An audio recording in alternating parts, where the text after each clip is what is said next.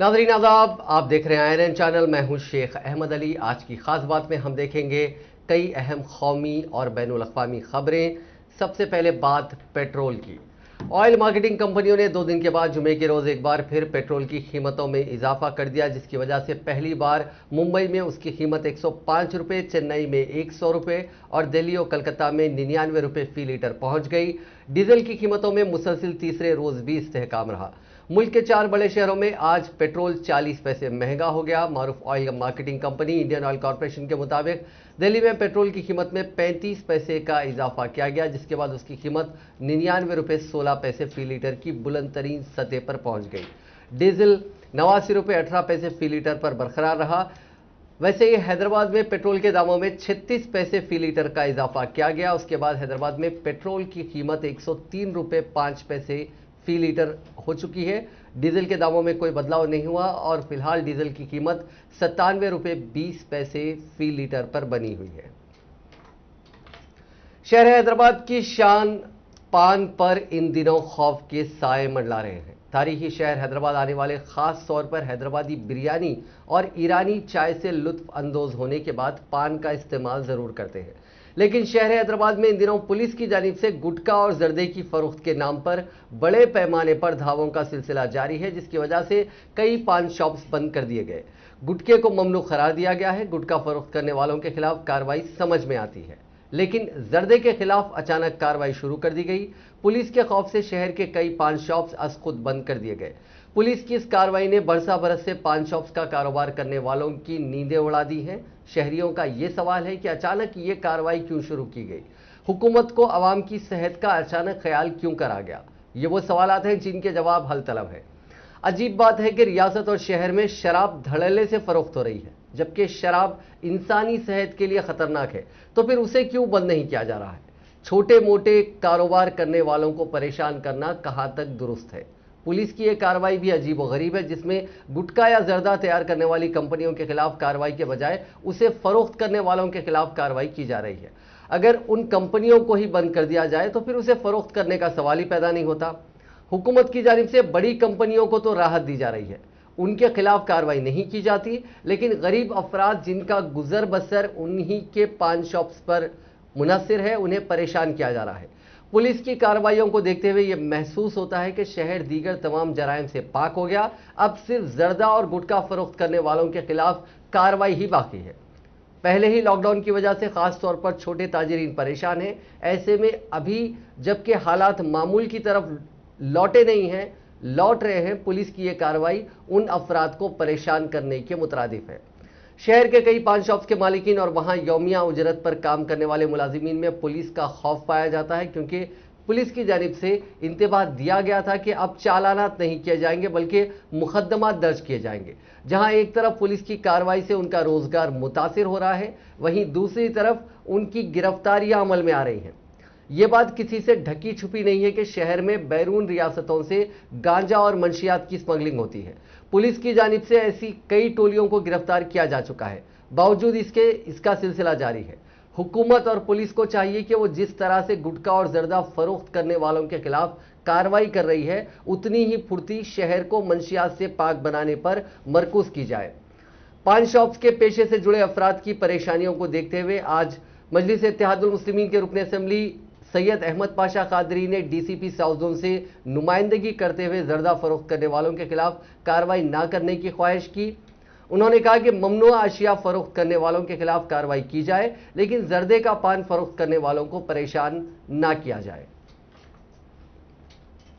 ज़राई ख़वानीन के खिलाफ दिल्ली बॉर्डर्स पर तो किसानों का मुजाहरा 7 महीने से जारी है। कई दीगर मुकामात पर भी वक्तन फ़ौक़तन किसान धरना व मुजाहरा कर रहे हैं। अपने मुतालबात को लेकर किसानों ने जुमेरात को पार्लियामेंट हाउस के बाहर भी मुजाहरा किया, जिसके बाद मकामी पुलिस ने उन्हें हिरासत में ले लिया और पूछताछ के बाद फिर उन्हें छोड़ दिया गया। मीडिया जराये से मौसूल हो रही खबरों के मुताबिक जुमेरात की सुबह तकरीबन 8 बजे 5 किसान हाथों में सियाह झंडे लेकर पार्लियामेंट के दरवाजे के करीब पहुंचे और नारेबाजी करने लगे। किसान जब नारेबाजी कर रहे थे तो नई दिल्ली डिस्ट्रिक्ट पुलिस में हलचल मच गई। फिर फौरी कदम उठाते हुए किसानों को दिल्ली पुलिस ने हिरासत में लिया और पार्लियामेंट थाना लेकर पहुंची। बताया जाता है कि पुलिस किसानों से तकरीबन 4 घंटे पूछताछ की और फिर किसानों ने उन पर 65 डीपी एक्ट के तहत कार्रवाई भी की। बाद अज़ां किसानों को छोड़ दिया गया। इस वाक़े के बाद से नई दिल्ली डिस्ट्रिक्ट पुलिस ने सिक्योरिटी बढ़ा दी है।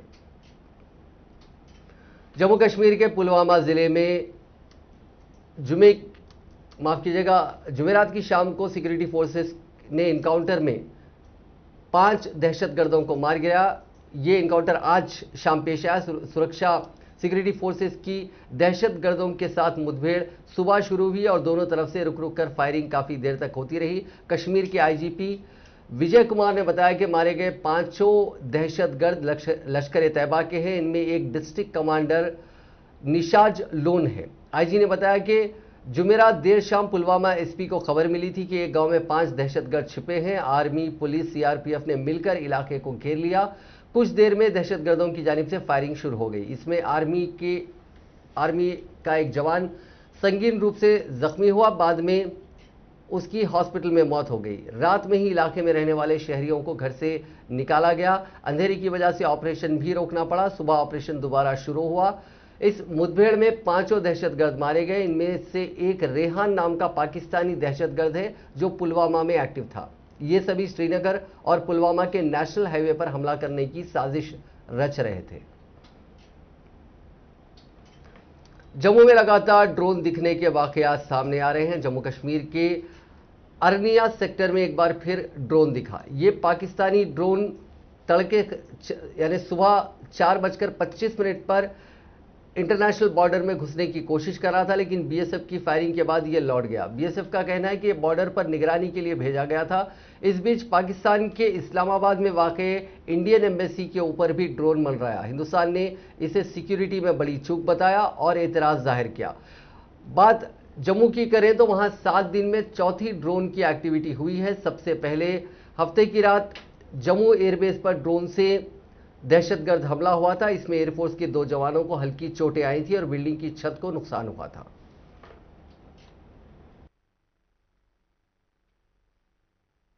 Aditya from CNN News 18 is asking, was there a drone spotted twice inside Indian High Commission in June 26th night? Is India investigating this incident in relation to Jammu Air Force Base drone attack which happened just hours later? Sachin from Univarta is asking, बीते शनिवार 26 जून को इस्लामाबाद में भारतीय उच्चायोग में भी drone की घुसपैठ होने की रिपोर्ट आई है। भारत सरकार ने इस घटना पर क्या कदम उठाए हैं?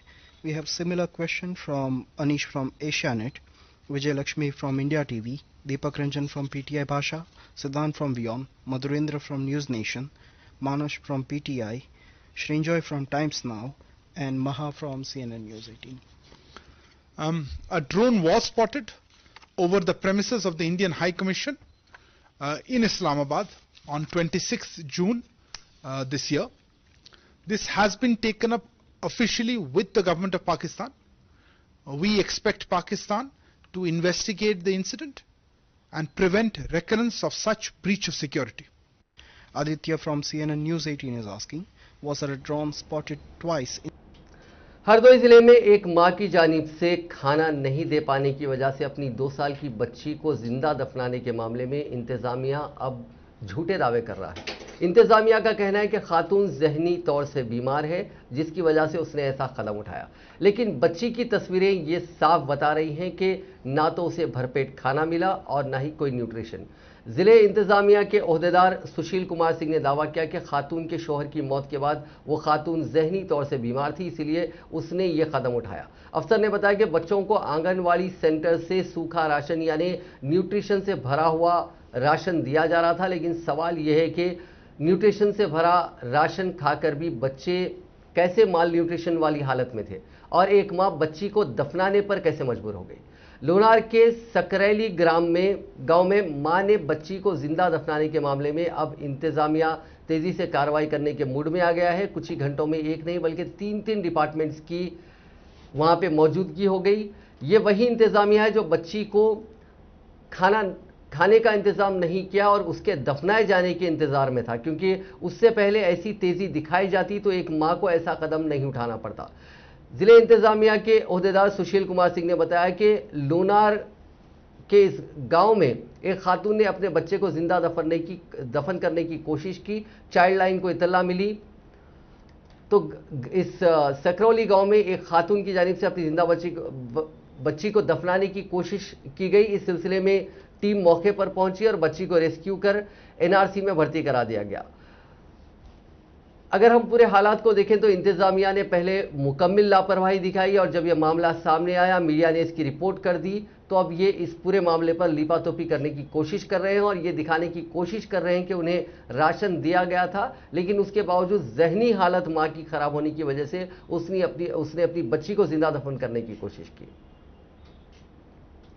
शुमाली हिंदुस्तान भर में शदीद गर्मी का सिलसिला जारी है। राजधानी दिल्ली में जुलाई के पहले दिन ने गर्मी का 89 साला रिकॉर्ड तोड़ दिया। दिल्ली में गुज़िश्ता 3-4 दिनों से दर्जे हरारत 43 डिग्री से ज्यादा दर्ज किया जा रहा है, जो कि मामूल से 60 डिग्री ज्यादा है और अगले 2-3 दिनों तक गर्मी से राहत के आसार नहीं आ रहे हैं। महकमे मौसमियात ने कहा कि दिल्ली, पंजाब, हरियाणा और राजस्थान में गर्मी का सिलसिला बदस्तूर जारी रहेगा।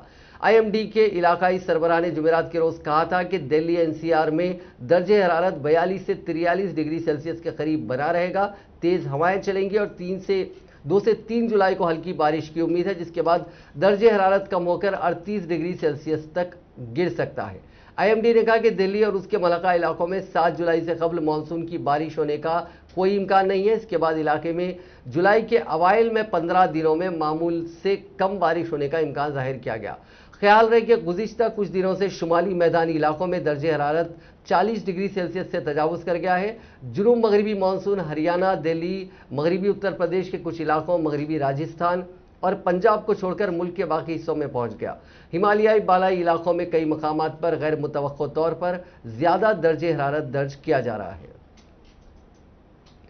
अमेरिका में इन दिनों रिकॉर्ड तोड़ गर्मी पड़ रही है। कई इलाकों में दिन का टेम्परेचर 44 डिग्री तक पहुंच गया, तो महकमे मौसमियात ने इसे खतरनाक और अबनॉर्मल बताया। पोर्टलैंड के ऑरेगॉन में तो इतवार के रोज टेम्परेचर 44.4 डिग्री तक पहुंच गया।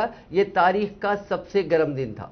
1940 में रिकॉर्ड रखने की शुरुआत हुई थी, तब से लेकर अब तक का यह मैक्सिमम टेम्परेचर था।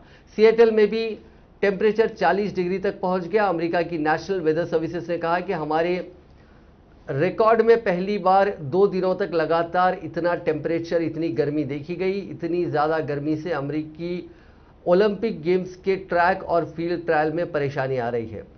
ओरेगॉन के यूजीन में इन ट्रायल्स को रोकना पड़ा और तेज़ गर्मी के चलते जो ऑडियंस है, फैंस हैं, उनसे स्टेडियम खाली करने को कहा गया। अमेरिकी महकमे मौसमियात ने कहा कि अच्छी बारिश की पहचान वाले शहर में ये नॉर्मल है। इसके अलावा 1894 में रिकॉर्ड रखे जाने के बाद से पहली बार था जब इस इलाके में लगातार 2 दिन तक इतनी ज़्यादा गर्मी रिकॉर्ड की गई है। मरकजी काबीना में अगले 1-2 दिन में एक्सपेंशन यानी तोसी हो सकती है। ये फेरबदल 2024 में होने वाले लोकसभा इंतखाबात और अगले 5 साल में कुछ रियासतों में होने वाले असेंबली इंतखाबात को ध्यान में रखकर किया जाएगा।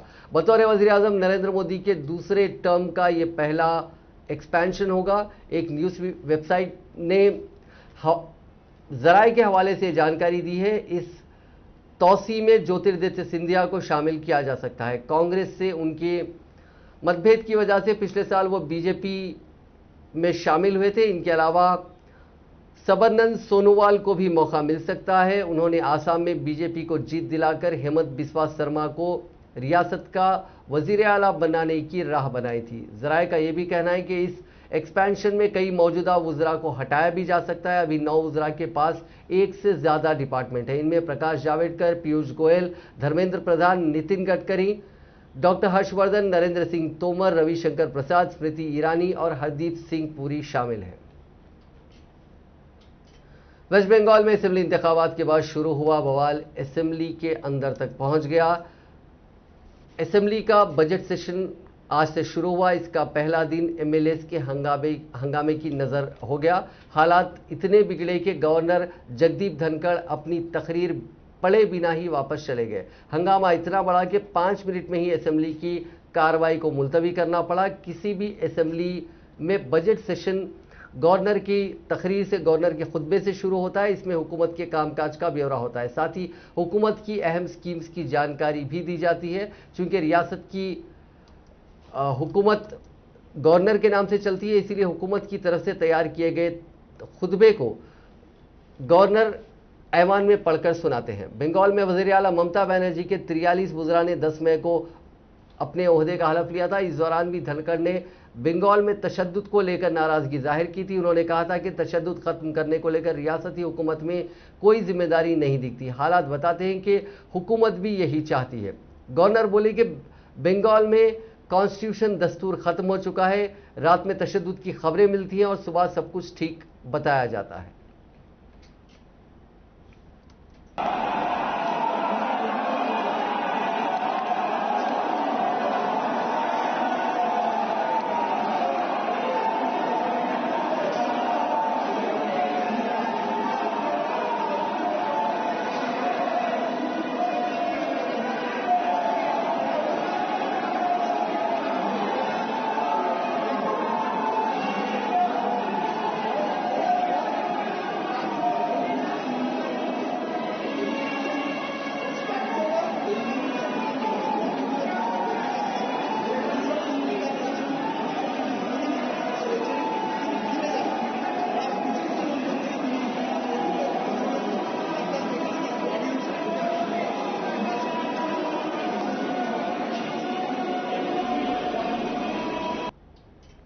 उत्तराखंड के वज़ीर आला तीरथ सिंह रावत इस्तीफा दे सकते हैं या फिर अगर जराये की माने तो उन्होंने अपना इस्तीफा दे दिया है। उन्होंने इसकी जानकारी बीजेपी सदर जेपी नड्डा को दे दी है। हालांकि ये भी कहा जा रहा है कि हाईकमान ने ही रावत को इस्तीफा देने के लिए कहा है। रावत ने गवर्नर बेबी रानी मौर्य से मुलाकात की थी। रावत को बीजेपी आला कमान ने 4 शुंबे को दिल्ली तलब किया था। वहां वजीर दाखिला अमित शाह और जेपी नड्डा ने उनसे मुलाकात की थी। पिछले एक हफ्ते से ये कयास लगाए जा रहे थे कि उत्तराखंड में एक बार फिर वजीर आला का चेहरा बदल सकता है। उनके इस्तीफा के पीछे एक कॉन्स्टिट्यूशनल मजबूरी को दस्तूरी मजबूरी को वजह बताया जा रहा है। वो अभी रियासत के किसी भी ऐवान के रुकन नहीं है। यही बात उनके वजीर आला बने रहने के आड़े आ रही है। जराये के मुताबिक बीजेपी हाईकमान ने उन्हें इस बारे में बता दिया था। मीडिया रिपोर्ट्स के मुताबिक तीरथ सिंह रावत ने आज ही गवर्नर से मिलने के लिए वक्त मांगा है। इस मुलाकात में वो उन्हें अपना इस्तीफा सौंप सकते हैं। रियासत के अगले वजीर आला के लिए सतपाल महाराज, धन सिंह समेत 4 बड़े एमएलएस के नाम बहस में हैं। इस मसले पर जल्द ही पार्टी लेजिस्लेचर जो मुखन्ना की पार्टी होती है, जो लेजिस्लेचर पार्टी होती है, उसकी एक मीटिंग बुलाई जा सकती है। एनफोर्समेंट डायरेक्टरेट ने महाराष्ट्र रियासत को ऑपरेटिव बैंक घोटाले में deputy chief minister Ajit Pawar से जुड़ी 65 करोड़ 75 लाख रुपए की जायदाद जब्त की है। इनमें कोरेगांव के चिमन गांव में वाक़ चीनी मिल की जमीन, इमारत, प्लांट और मशीन शामिल है। यह प्रॉपर्टी 2010 में इसी कीमत पर खरीदी गई थी। इस मामले में अजीत पवार ने कहा कि उन्हें जांच एजेंसी की जानिब से कोई नोटिस नहीं मिला और उन्हें इसकी जानकारी नहीं है।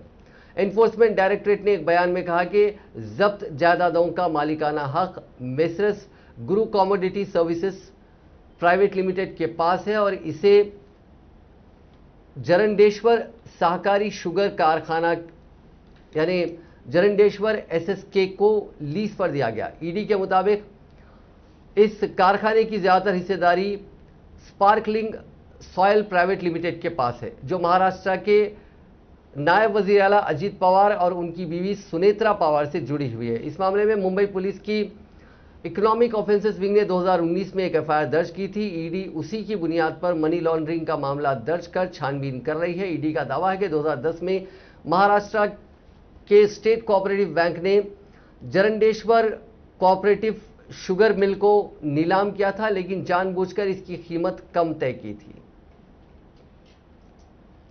रायबरेली पुलिस ने तफ्तीश के बाद अहम इंकशाफ किया है कि मुनव्वर राना के बेटे ने अपने चचा और चचाजाद भाइयों को फंसाने के लिए खुद पर फायरिंग कराई। इस पूरे मामले के पीछे जायदाद का तनाजा बताया जा रहा है। पुलिस ने 4 अफराद को गिरफ्तार कर लिया है।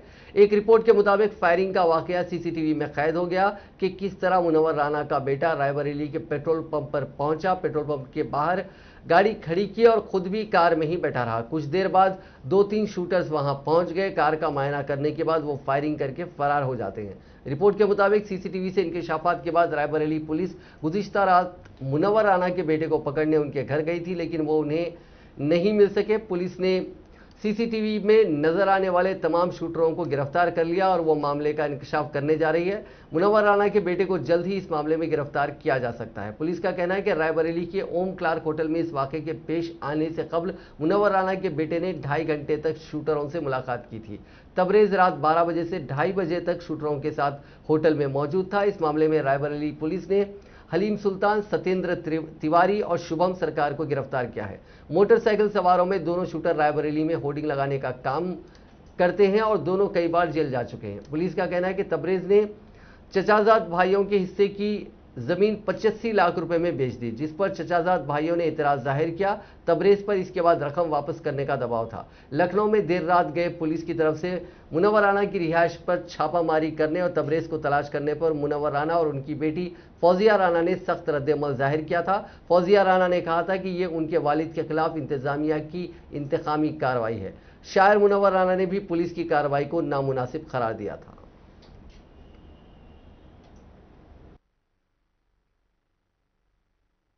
कोतवाली में 28 तारीख को एक मुकदमा पंजीकृत हुआ था, जिसमें तबरेज नाम के व्यक्ति ने यह बताया था कि उसके ऊपर 2 मोटरसाइकिल सवार व्यक्तियों ने जानलेवा हमला किया है।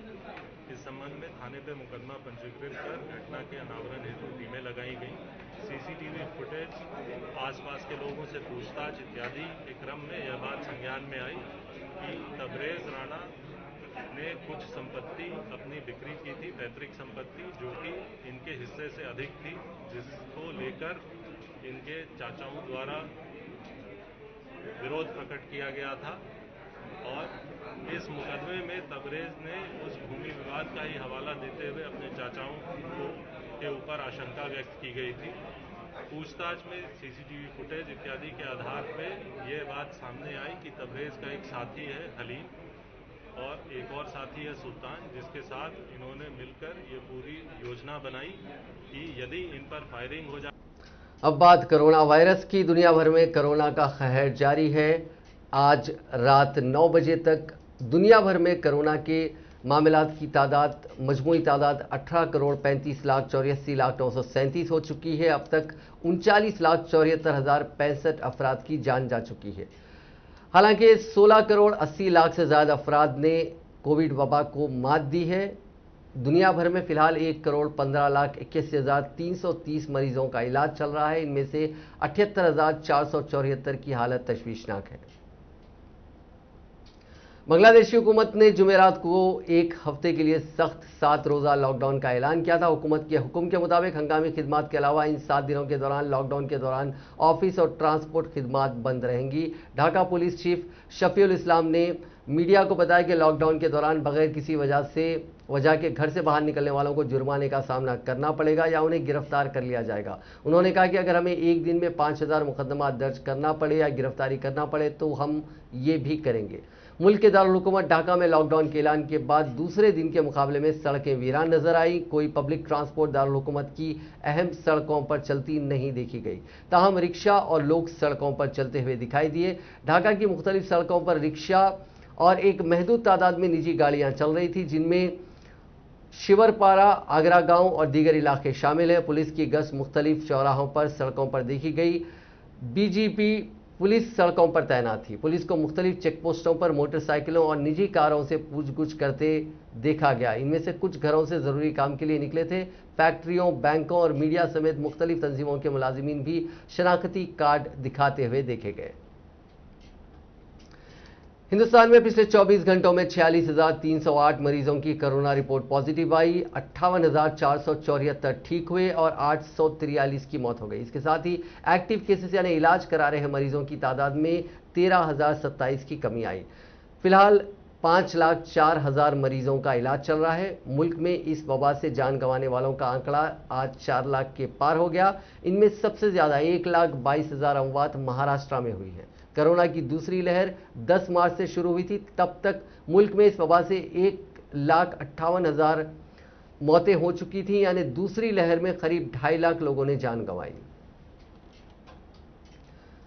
मुल्क के 6 रियासतों में कोरोना के केसेस बढ़ने पर मरकजी हुकूमत मुहतात हो गई है। मरकज ने उन रियासतों में हाई लेवल टीमें भेजी हैं। ये रियासतें केरल, अरुणाचल प्रदेश, त्रिपुरा, उड़ीसा, छत्तीसगढ़ और मणिपुर हैं। मरकज की टीमें यहां कोरोना को कंट्रोल करने और कंटेनमेंट में मदद करेंगी। इन टीमों में एक एक क्लिनिशियन और एक एक पब्लिक हेल्थ एक्सपर्ट शामिल हैं। Not, and we should not lower the guard. We must buy time to vaccinate a significant proportion of our people, which means a few more months, and that is our goal. No third wave. Third wave आना नहीं आना हमारे हाथ में है। हमारे तैयारी रहेगी थर्ड वेव की, बहुत ज़्यादा तैयारी रहेगी। रूरल एरियाज में बच्चों के लिए facilities, beds, ICUs, ventilators, oxygen, दवाइयाँ, कंटेनमेंट की स्ट्रैटेजी, वो सब तैयारी रहेगी, testing. But at the same time अगर हम डिसिप्लिन हैं, दृढ़ निश्चय रखते हैं, तो ये वेव नहीं आएगी और नहीं आनी चाहिए। देश का निश्चय और देश का संकल्प ये होना चाहिए कि हम किसी भी नई आउटब्रेक को आने नहीं देंगे। और ये कोरोना वायरस की तीसरी लहर के खदशात के दरमियान मुल्क में टीकाकारी की रफ्तार एक मरतबा फिर मांद पड़ रही है। एक रिपोर्ट के मुताबिक मरकजी हुकूमत के दावों के बरक्स मुल्क के मुख्तलिफ हिस्सों में कई मराकिज पर वैक्सीन दस्तियाब नहीं है। दिल्ली, नोएडा, गाजियाबाद, हिमाचल प्रदेश, बेंगलुरु समेत मुल्क के मुख्तलिफ सूबों और शहरों से वैक्सीन की किल्लत की इत्तलात मौसूल हो रही हैं। रिपोर्ट के मुताबिक मध्य प्रदेश के लोधी खेड़ा की एक वीडियो सोशल मीडिया पर वायरल हो रही है। यहां वैक्सीन की किल्लत है, लेकिन जो ही टीकाकारी मरकज का शटर खोला जाता है तो वहां सैकड़ों की तादाद में लोग दाखिल होने लगते हैं। इसके बाद वहां भगदड़ की सूरत हाल पैदा हो जाती है और लोग एक दूसरे के ऊपर गिरने लगते हैं। दरअसल मरकज पर वैक्सीन कम है और हर कोई इस कोशिश में है कि वैक्सीन उसे ही लगाई जाए। ये ऐसे कई मनाजिर अलग अलग मुल्क के अलग अलग शहरों में दिखाई पड़ रहे हैं। कांग्रेस के साबिक सदर राहुल गांधी ने जुमे के रोज एक बार फिर कोरोना वायरस के टीके की अदम फराहमी पर मरकज की मोदी हुकूमत को तनकीद का निशाना बनाते हुए कहा कि जून में टीकाकारी फेस्टिवल मनाने वाली हुकूमत अब जुलाई का महीना शुरू होने के बावजूद वैक्सीन की फराहमी नहीं कर सकी। राहुल गांधी ने इस ताल्लुक से किए गए ट्वीट में लिखा है, जुलाई का महीना आ गया, वैक्सीन नहीं आई। साथ ही उन्होंने हैशटैग वेयर आर वैक्सीन लिखा, यानी वैक्सीन कहां है। वाज़ेह है कि राहुल गांधी कोरोना वायरस के टीके की कमी की वजह से हुकूमत पर मुसलसिल हमला करते रहे हैं। पहले उन्होंने 18 से 45 साल की उम्र के लोगों को टीका लगाने की जिम्मेदारी रियासतों के सुपुर्द करने पर एतराज़ किया और अब जब मरकजी हुकूमत ने मुफ्त टीकाकारी की मुहिम शुरू की है तो ये सवाल उठा रहे हैं कि इस धीमी रफ्तार से मुल्क की पूरी आबादी को दिसंबर तक टीके कैसे लगाए जा सकते हैं। उनका कहना है कि हुकूमत पहले टीके की किल्लत दूर करे।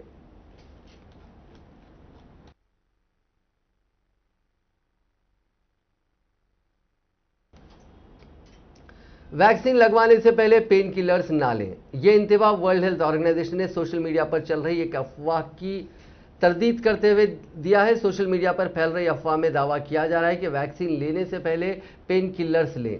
यह दवा वैक्सीन के साइड इफेक्ट को कम करती है, जबकि यह दावा गलत है। यूरो न्यूज को दिए गए एक बयान में WHO ने कहा है कि किसी भी शख्स को वैक्सीन लेने से पहले पेन किलर लेने की सलाह नहीं दी गई। ऐसा करने पर वैक्सीन का असर कम हो सकता है। साइड इफेक्ट रोकने के लिए वैक्सीनेशन से पहले पैरासीटामोल जैसे पेन किलर्स लेने की बात भी कभी नहीं कही गई।